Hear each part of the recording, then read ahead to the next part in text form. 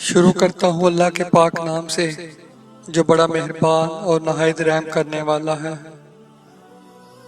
نبی کریم صلی اللہ علیہ وآلہ وسلم نے ارشاد فرمایا، میں نے جہنم میں عورتوں کی کثرت تعداد دیکھی ہے۔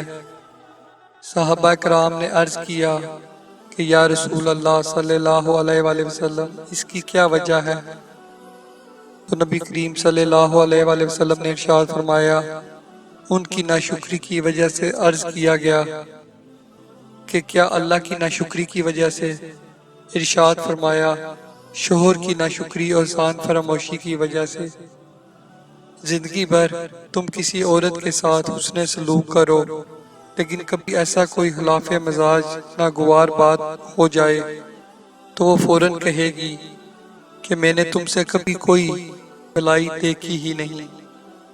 اس لیے جہنم میں نے عورتوں کی کثرت تعداد اسی وجہ سے دیکھی۔